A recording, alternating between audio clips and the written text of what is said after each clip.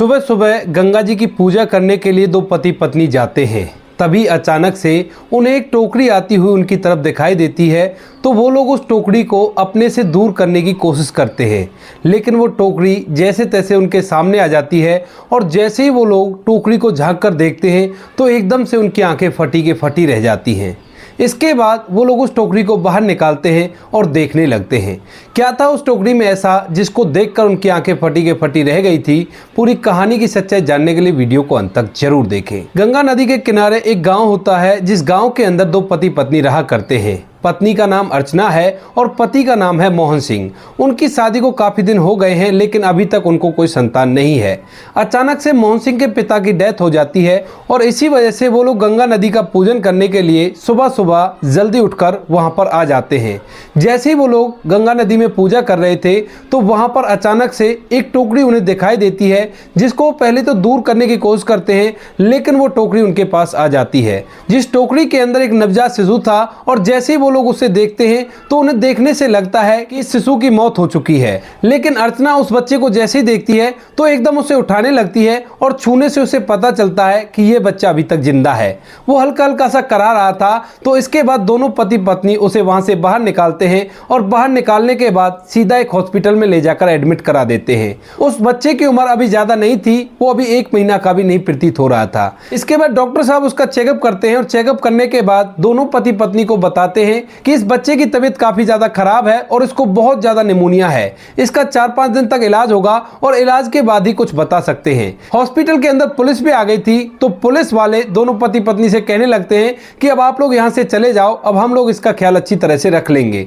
लेकिन जो अर्चना थी उसकी शादी को काफी दिन हो गए थे और अभी तक उसे कोई भी संतान नहीं थी। आज जैसे उसे गंगा जी में ये बच्चा मिला है तो उसके बाद वह सोचने लगती है कि ये गंगा जी ने हमें बच्चा दिया है और हम इसी को पाल पोस कर बड़ा करेंगे। इसके बाद वह पुलिस वालों से इस बारे में बात करने लगती है। तो पुलिस वाले उनसे कह देते हैं कि ठीक है, अगर ऐसी बात है तो पहले बच्चे का इलाज करवा लेते हैं और जब ये अच्छी तरह से ठीक हो जाएगा तो उसके बाद आप लोग इसे गोद ले लेना।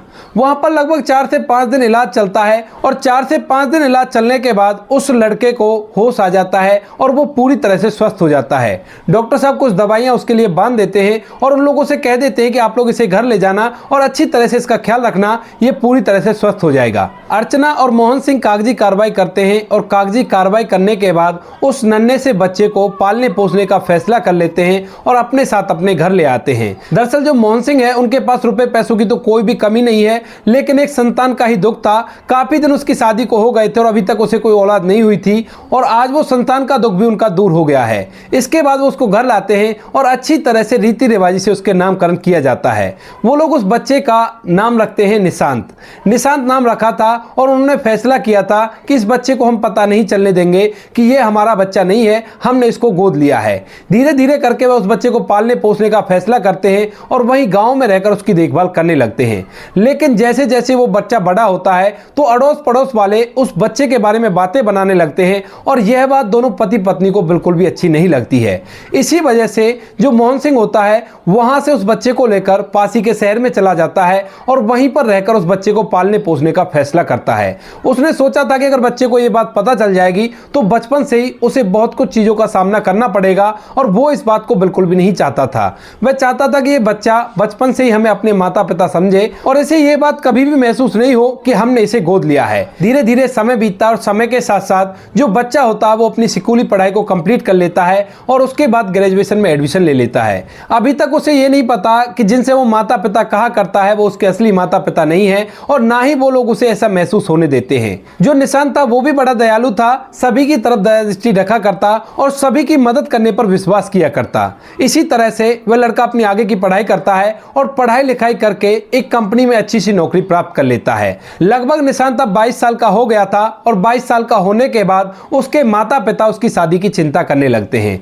एक दिन अर्चना मोहन सिंह जी से बात कर रही थी और बात करते हुए कहने लगती है, उन दिनों को याद करने लगती है और कहती है कि अब तो हमारा बेटा समझदार हो गया है तो क्यों ना हम अपने बेटे को उन सभी बातों को बता दे। लेकिन मोहन सिंह उससे मना करता, कहता है कि नहीं, अगर उसे पता चल गया, कहीं ऐसा ना हो वो हमें छोड़कर यहाँ से चला जाए और अपने परिवार को ढूंढने की कोशिश करने लगे। इस बात को सोचकर दोनों पति पत्नी चुप रह जाते हैं और फिर बात को कन्वर्ट करते हुए अर्चना कहने लगती है, तो ठीक है, अब ये शादी के योग हो गया है तो क्यों ना इसकी शादी करा देते हैं। तो इस बात से मोहन सिंह भी एग्री करता है और कहता है कि ठीक है, अगर ऐसी बात है तो तुम बेशक से इसके लिए लड़की ढूंढ लो और इसकी शादी करा दो। उसके बाद जो अर्चना होती है उसके लिए एक सुंदर सी लड़की ढूंढने लगती है और इधर उधर चारों तरफ इस बात के बारे में चर्चा फैला देती है कि मैं अपने बेटे के लिए एक सुंदर सी लड़की ढूंढ रही हूँ। चारों तरफ ये बात फैल गई थी तो किसी जानकारी के थ्रू उन्हें एक लड़की के बारे में बताया जाता है और कहा जाता है कि लड़की देखने में बहुत ज्यादा सुंदर है और बहुत ही ज्यादा सुशील है। अगर आपके घर में दुल्हन बनकर आएगी तो आपके घर का उद्धार हो जाएगा।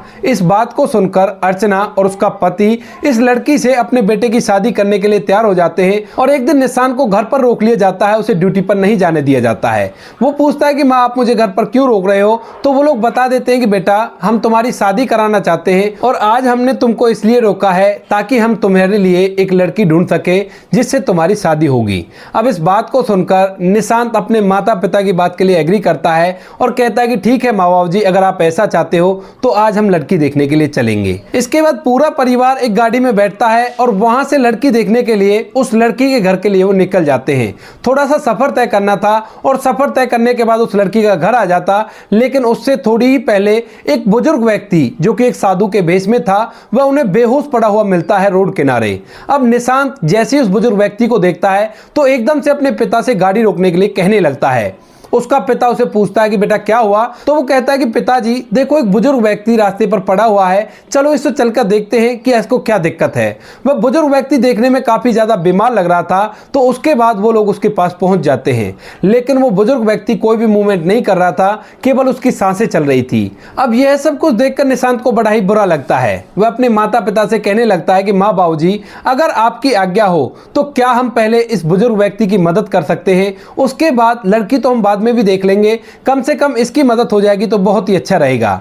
इस बात के लिए उसके माता पिता भी एग्री करते हैं क्योंकि वो भी इसी तरह के थे और इसी वजह से वह लड़का निशांत इस तरह का बन गया था। इसके बाद वो सभी लोग उसे अपनी गाड़ी में बिठाते हैं और वहां के नजदीकी प्राइवेट हॉस्पिटल में जाकर भर्ती करा देते हैं। डॉक्टर साहब उसको भर्ती कर लेते हैं और उसका ट्रीटमेंट चालू कर देते हैं। इधर जो निशांत और उसका परिवार है वो डॉक्टर साहब से कहने लगता है कि ठीक है डॉक्टर साहब, आपको जितने भी पैसों की जरूरत हो या कोई भी कैसी भी मदद हो तो आप हमको बता देना, अभी हम अपने घर के लिए जा रहे हैं। तो वह वहां से चले जाते हैं और डॉक्टर साहब उसका ट्रीटमेंट करते रहते हैं। अब दूसरे दिन निशांत अपने परिवार के साथ सुबह सुबह वहां पर आता है और तब तक उस बुजुर्ग व्यक्ति को होश आ चुका था जो साधु संत के चोले में था। इसके बाद निशांत उस डॉक्टर साहब से बात करने लगता है और पूछता है कि डॉक्टर साहब इनको क्या हुआ था। तो डॉक्टर साहब बताते हैं कि इन्होंने ज्यादा नशा किया था और नशा करने की वजह से ये इस तरह से आपको पड़े हुए मिले थे। अब इस बात को सुनकर उन लोगों को बड़ा ही बुरा लगता है। वो सोचने लगते हैं कि नशेड़ी इंसान की हमने इस तरह से मदद क्यों कर दी, लेकिन फिर भी जो निशांत होता है वो कहता है कि कोई बात नहीं, नशेड़ी भी तो इंसान होता है और उसको भी दर्द होता है। इस बात को सोचकर वह डॉक्टर साहब से कहता है कि ठीक है डॉक्टर साहब, आप इसका इलाज करवा दीजिए और कोई भी कैसी भी दिक्कत नहीं है। डॉक्टर साहब उनको बताता है कि उनको होश आ गया है, अगर आप चाहें तो उनसे बातें कर सकते हो। इसके बाद निशांत और उसका पूरा परिवार वहां पर चले जाते हैं उसका हालचाल जानने के लिए। वहां पर जाकर जो निशांत है उस बुजुर्ग व्यक्ति से बात करने लगता है और पूछता है कि बाबा आप कौन हो और आपका नाम क्या है। तो बुजुर्ग व्यक्ति अपना नाम बताता है, वह बताता है कि उसका नाम भोला है। तो निशांत उससे पूछने लगता है कि बाबा, डॉक्टर साहब बता रहे थे कि आप बहुत ज्यादा नशा किया करते हो और नशे के कारण आपके अंदर बहुत ज्यादा कमजोरी आ गई है। अब इस बात को सुनने के बाद जो वह बुजुर्ग व्यक्ति होता है वह फूट फूट कर रोने लगता है। कहता है कि बेटा तुम सही कह रहे हो और मेरे नशे के कारण मेरा पूरा परिवार उजड़ गया। इसके बाद निशांत उसे पूछने लगता है कि बाबा वो कैसे और क्या हुआ था आपके परिवार को, क्या आपका कोई परिवार भी था? तो भोला बाबा अपनी पूरी कहानी बताने लगता है। उसकी आंखों से आंसू टपक रहे थे और वह एक एक कर अपनी पूरी कहानी निशांत को और उसके परिवार को बता रहा था। वह बताता है कि बेटा आज से काफी दिन पहले मेरा एक भरा पूरा परिवार था और मेरी पत्नी प्रेग्नेंट थी। उसी दौरान मुझे शराब की बहुत ज्यादा लत लग जाती है और इसी लत के चलते मैं अपनी पत्नी की तबीयत पर ध्यान नहीं दे पाता हूँ। पत्नी की डिलीवरी का समय आ गया था और डिलीवरी के समय उसकी तबीयत पर ज्यादा ध्यान न देने की वजह से डिलीवरी के टाइम पर मेरी पत्नी की मौत हो जाती है और उसको एक लड़का हुआ था। अब उस लड़के को पाकर वैसे तो मुझे खुशी होती है, लेकिन अपनी पत्नी के जाने के गम में मैं और भी ज्यादा शराब शराब पीने लगता हूं और इसी कारण से मैं अपने छोटे से बच्चे की देखभाल नहीं कर पाता हूं। मैं बार बार कोशिश किया करता हूं कि मैं अपने बच्चे को भी संभाल लूं, लेकिन पत्नी का गम बार बार मुझे सताया करता है और इसी वजह से मैं और भी ज्यादा शराब पिया करता हूं। वह बीमार हो गया था और बीमार होने के बाद एक दिन अचानक से उसने सांस लेना बंद कर दिया और इसी वजह से मैंने उसे टोकरी में धरकर गंगा नदी में बहा दिया। उसके बाद से मुझे बार बार अपने बेटे की याद आया करती है और अपनी पत्नी की याद आया करती है और इन बातों को सोच सोचकर मैं ऊपर वाले से दुआ किया करता हूं कि ऊपर वाले अब मुझे अपने पास बुला ले, अब मैं ज्यादा कुछ सहन नहीं कर सकता। इस बात को सुनकर जो निशांत होता है वो तो दुखी होता ही होता है, लेकिन जो अर्चना जी बैठी हुई थी निशांत की माँ, वह बहुत ही ज्यादा घबरा जाती है और उसे एकदम से गुस्सा सा आने लगता है। अर्चना को इतना गुस्सा आता है कि उसके चेहरे से पसीने टपकने लगते हैं और यह सब कुछ निशांत नोटिस कर लेता है। निशांत उससे पूछता है कि माँ चलो इनकी तो कहानी दर्द भरी है, इनका पूरा परिवार खत्म हो गया और ये अकेले रह गए और अब ये ऊपर वाले से दुआ किया करते हैं, लेकिन आपको इतना गुस्सा क्यों आ रहा है? तो जो अर्चना जी होती हैं वो कहती है कि बेटा मुझे गुस्सा यूं आ रहा है कि इसने अपने छोटे से बच्चे को टोकरी में रखकर गंगा नदी में क्यों बहा दिया। तो वो बुजुर्ग व्यक्ति कहता है कि बहन मैं बिल्कुल बहाना नहीं चाहता था, लेकिन उसने सांस लेना बिल्कुल बंद कर दिया था। तो अर्चना जी खड़ी होती हैं और एक जोरदार झापड़ उस बुजुर्ग व्यक्ति को लगा देती है। यह सब कुछ देखकर निशांत भी बड़ा ही हैरान है और वह सोच विचार करने लगता है कि माँ को ऐसा क्या हुआ जो एक लाचार और बुजुर्ग व्यक्ति को थप्पड़ मार रही है। उसके बाद वह अपनी माँ से पूछने लगता है कि माँ आप ऐसा क्यों कर रही हो। तो मजबूरन आज अर्चना को पूरा सच अपने बेटे को बताना पड़ता है, जो कुछ उसने काफी दिनों से दबा कर रखा था, अपने बेटे से छुपा कर रखा था। वह उसको बता देती है कि जिस बच्चे की ये बात कर रहा है वह बच्चा और कोई नहीं तुम ही थे और तुम बिल्कुल भी मरे नहीं थे। तुमको जब हमने प्राप्त किया था तुम जीवित थे और तुम्हारा इलाज करवाने के बाद हमने तुम्हें पाल पोस कर बड़ा किया है। इसके बाद जैसे ही ये बात भोला को पता चलती है तो वो एकदम से उस बच्चे को अपने पास बुलाता है और उसके सर पे हाथ फेरने लगता है, लेकिन निशांत उस बुजुर्ग व्यक्ति को दूर करता है और अपनी माँ के सामने जाकर खड़ा हो जाता है। कहता है कि माँ अगर ऐसी बात थी तो आज तक आपने मुझे इस बारे में क्यों नहीं बताया।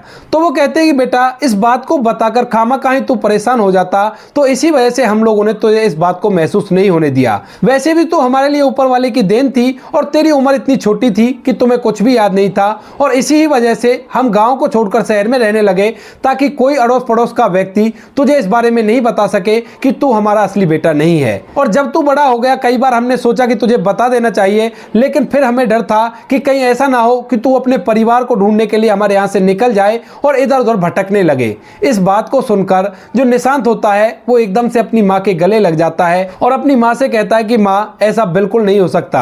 आप लोगों ने मुझे पाल पोस कर बड़ा किया है तो मैं आप ही का बेटा हूँ। भले ही आज मेरे पिताजी मुझे मिल गए हों, लेकिन अगर आप कहोगे तो मैं इनकी तरफ एक निगाह भरकर भी नहीं देखूंगा। इस बात को सुनकर जो भोला होता है वह फूट फूट कर रोने लगता है, क्योंकि अब तक उसे भी पता चल गया था कि मेरा वो बेटा जिंदा है और उसे इस महिला ने अपने पास रखा है। इसके बाद वह अपने बेटे को अपने पास बुलाता है, कहता है कि बेटा इधर आ जा और मैं तुझे जी भर के देखना चाहता हूँ, तेरे गले लगना चाहता हूँ। लेकिन निशांत मना कर देता और कहता है कि जब आपने पहले ही मुझे छोड़ दिया तो अब आप यहाँ पर क्या करोगे मेरा। ऐसा कहकर वो वहां से जाने लगता और कहता है कि ठीक है अब आपका इलाज हो गया है, अब अपनी जिंदगी को जैसे आप बिताना चाहो वैसे बिता सकते हो। निशांत को लग तो रहा है कि मैं इसकी सेवा कर लूं, लेकिन वो कहीं ना कहीं अपने माँ बाप की वजह से इस बात को एक्सेप्ट नहीं कर पा रहा है। इसके बाद जैसे ही वो लोग जाने लगते हैं तो एकदम से जो निशांत की माँ अर्चना होती है वो अपने बेटे से कहने लगती है कि बेटा आखिर ये है तो तेरा ही पिता, तू इसे अपने साथ ले चल और हमारे पास ढेर सारी जमीन जायदाद है, तो एक कोने में 2 रोटी ये भी खा लेगा और तू इसकी भी सेवा कर ले। अब इसका बुढ़ापे में कौन सा आ रहा है, बुढ़ापे में औलाद हुआ करती है और तू ही इसकी औलाद है। भले ही ये कितना ही बुरा हो, इसने अपने छोटे से बच्चे को टोकरी में धरकर नदी में बहा दिया था, लेकिन इसकी वजह से मैं आज तुझे बेटा कहलाने लायक हो गई हूँ। अगर ये ऐसा नहीं करता तो शायद तुम हमें नहीं मिलते, और अगर तुम हमें नहीं मिलते तो किस वजह से ऐसा हो पाता। जो कुछ भी हुआ तुम्हारे भले के लिए हुआ है, तो मैं कह रही हूं कि तुम इसे अपने साथ ले जाओ और इसकी देखभाल करो। उसके बाद निशांत अपने उस पिता को, जो उसका असली पिता था, अपने साथ ले जाता है और वहीं पर अपने माता पिता के पास रखकर उसकी सेवा करने लगता है। कुछ दिनों बाद निशांत की शादी हो जाती है और शादी होने के बाद उसकी पत्नी भी उस घर में आ जाती है। जब उसकी पत्नी को ये सारी बातें पता चलती हैं तो इस परिवार के प्रति उसका नजरिया ही बदल जाता है, क्योंकि यहाँ पर सभी लोग इतने अच्छे थे, शायद कोई नहीं हो सकता। बुरा था तो केवल निशांत का असली पिता, जिसने शराब पीकर अपने परिवार को बर्बाद कर दिया। लेकिन फिर भी निशांत की जो पत्नी होती है अपने असली ससुर की भी देखभाल किया करती है और अपने उन सास ससुर की भी देखभाल किया करती है जिन्होंने निशांत को पाल पोस कर इस लायक बनाया था। क्योंकि अगर निशांत भोला बाबा के साथ रहता तो वो भी इसी तरह का रहता, लेकिन उनके साथ रहकर उसकी जिंदगी और भी अच्छी हो गई। तो दोस्तों ये थी एक छोटी सी कहानी जहां पर एक छोटा सा बच्चा नदी के अंदर मिला और उसको पाल पोस कर बड़ा किया, तो बुढ़ापे में उसका पिता भी उसे मिल गया। आप क्या कहना चाहते हो निशांत के बारे में? आप क्या कहना चाहते हो अर्चना के बारे में? आप क्या कहना चाहते हो भोला के बारे में? आपकी जो भी राय कमेंट सेक्शन में लिख सकते हो, लोगों के साथ शेयर कर सकते हो। वीडियो अगर अच्छी लगी तो वीडियो को लाइक और चैनल को सब्सक्राइब जरूर करें ताकि हमें थोड़ा सा हौसला मिले आप लोगों के लिए ऐसे अच्छे वीडियो बनाने के लिए। इन कहानियों को सुनाने का उद्देश्य किसी को परेशान करना बिल्कुल भी नहीं है। यह कहानी आपको इसलिए सुनाई जाती है ताकि आप लोग इन कहानियों में से कुछ ना कुछ सीख सको और अपने जीवन में उस चीज को अप्लाई कर सको। मिलते हैं किसी नेक्स्ट वीडियो में नए टॉपिक के साथ, तब तक के लिए जय हिंद, जय भारत, जय हिंदुस्तान।